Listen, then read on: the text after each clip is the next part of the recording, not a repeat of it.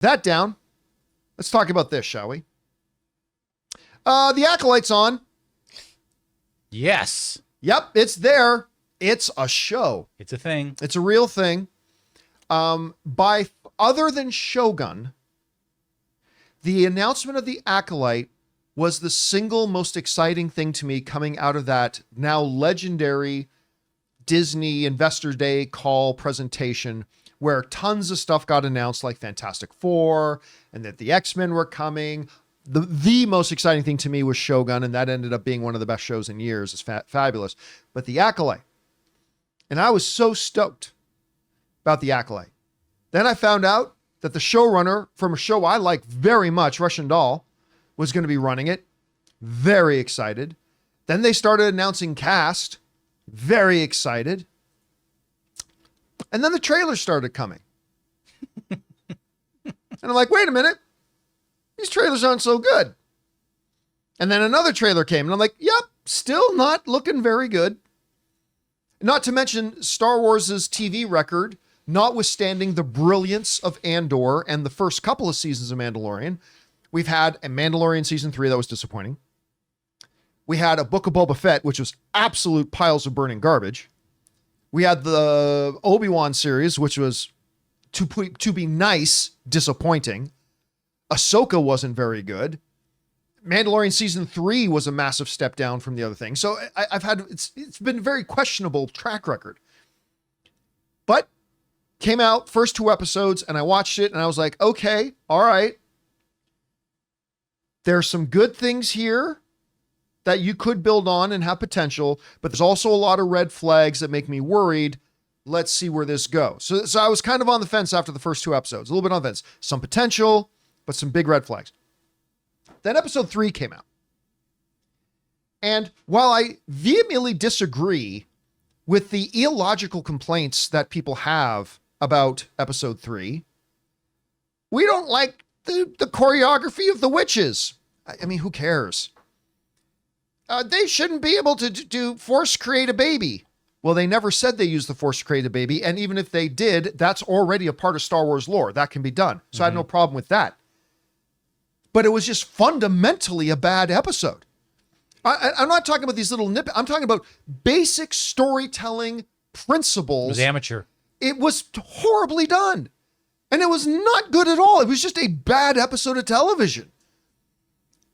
To me, it's all subjective. There are going to be people out there that liked it. And if you're one of the people that liked it, awesome. I'm glad that you did. But for me, it was thoroughly disappointing.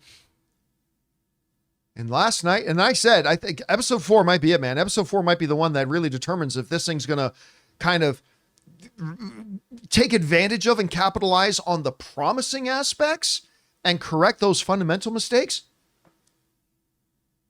Guys, this episode 4 I'm not going to say it's the worst episode of Star Wars television we've had, but it ranks right up there with them. And it has nothing to do with, now the Jedi shouldn't this or blah. No. It's back down again to the fundamentals. Like, I don't care, what the choreography is for a ritual of space witches. I don't care. Like, yeah, did it look silly in episode 3? Yes, but it's not a make or break thing. That's not going to make the choreography and the chants in some mystical force ritual of a bunch of witches. That's not going to make a good episode bad, right?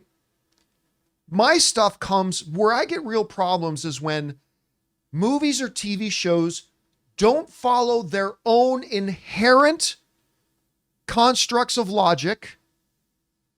And I'm talking about their inherent constructs of logic. Because I can already hear people say, John, what are you talking about logic? Where they have space swords. I'm not talking about our normal world logic. When a fantasy or sci-fi or whatever film comes out or TV show comes out, you set up what the rules are for your world. Yeah. And then they blow it. I just want you to be consistent to that with your own inherent sense of logic. And they fail at it over and over and over again. Now, I don't want to go into the specifics because just so you know, a little bit later today, I'm going to be doing an open mic because I want to give everybody a few more hours to watch this episode of the Acolyte in case you haven't seen it yet. A little bit later this afternoon, we're going to do an open mic. And on that open mic, we will go full spoiler discussion into this episode of Acolyte. And I will give you my point-by-point menu of the absolutely unforgivable, like juvenile ninth grade, drama school mistakes that they make in this thing that is almost insufferable to me. But I'm going to give you one thing. Okay, I'm just going to give you one thing. Besides the fact that it was a 27-minute episode. Perfect. 27 minutes. The sitcom. Now, you might be going, but John, I looked at the clock and it said 35 minutes or 36 minutes. Yeah, that's great. 1 minute and 30 seconds of that was the previously on. And then the last 4 minutes, 5 minutes are credits. Yeah, what is it? Can I just ask, what is it with Disney Plus and their 5-6 minute credits? I don't get that. For a television show? I don't get it. I don't get it. Because every time on every Disney Plus show, when an episode ends, and I bring up the time bar, the progress bar. And it's not just Star Wars, it's Marvel too. Yeah, it's Marvel too. And I look at how much time is still left on the time bar, and I go, well, there must be a post-credit scene. Yeah. And I start fast forward. It's like, nope, it's just 5, 6, 6.5 minutes of credits. Anyway, so it's an actual 27-minute episode of it, and that's fine. I've got a bunch of written out. Here's just a simple logic thing, right? Remember, I don't care about choreography of the witches and whatever little minor complaints you have, but just follow your own inherent logic, okay? Here's just one example. And I've got a list of 7 or 8 here that I'm going to go into more depth on open mic a little bit later when we talk about it in full spoiler discussion. But for those of you who saw The Acolyte episode 3, you remember that May, and what was Manny's character's name? Manny Jacinto, his character, he's the guy that Quinnet or something, yeah. Whatever the guy's name is. Yeah, I don't. May and Manny are leaving for the forest planet where Kelnaka, the great Jedi Wookiee, is hanging out, right? Discount Ezra. Master Soul says, we know where they're going. We got to go and get there. But no. Vernestra, who is a terrible character in this show, by the way. Vernestra, his superior in the Jedi Order, says, no, which made no logical sense. No. Jedi assassin, who's killed 2 Jedi already, is on their way to go kill another Jedi. We need to go stop them. No, come back so we can discuss it a little bit. What the actual F are you talking about? Okay, but you guys remember that, right? You remember that?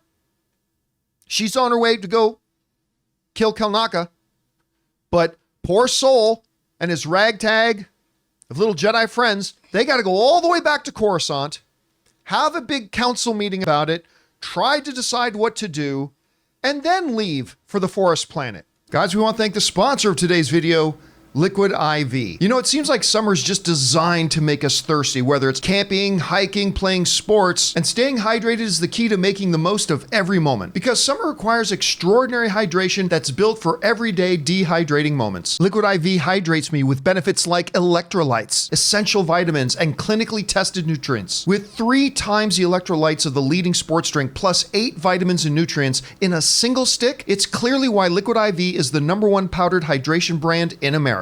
It has 3 times the electrolytes of the leading sports drink. Just tear, pour, and live more. Just 1 stick plus 16 ounces of water hydrates better than water alone. With 8 vitamins and nutrients, non-GMO and free from gluten, dairy, and soy. There's no artificial colors or sweeteners, and it's got 4 delicious sugar-free flavors: white peach, green grape, raspberry melon, and lemon lime. So turn your ordinary water into extraordinary hydration with Liquid IV. Get 20% off your first order of Liquid IV when you go to liquidiv.com and use the code CAMPEA at checkout. That's 20% off your first order when you shop Better Hydration today using promo code CAMPEA at liquidiv.com.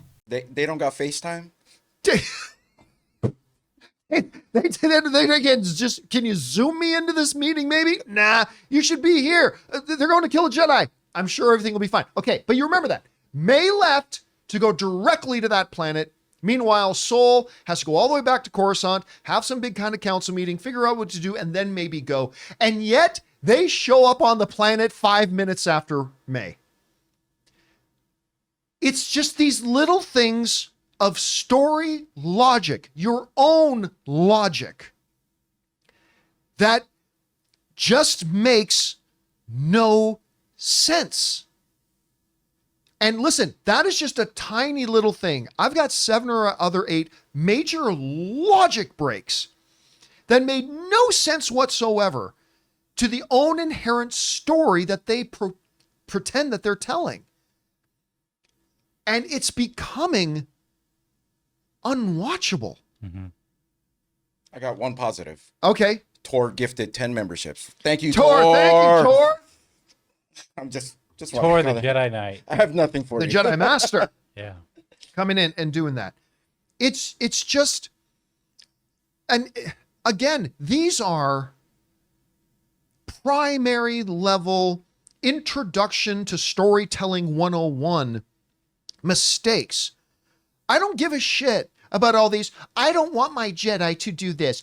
I think space switches. I'm not talking about all these little idiotic things. I'm talking about baseline, fundamental storytelling elements.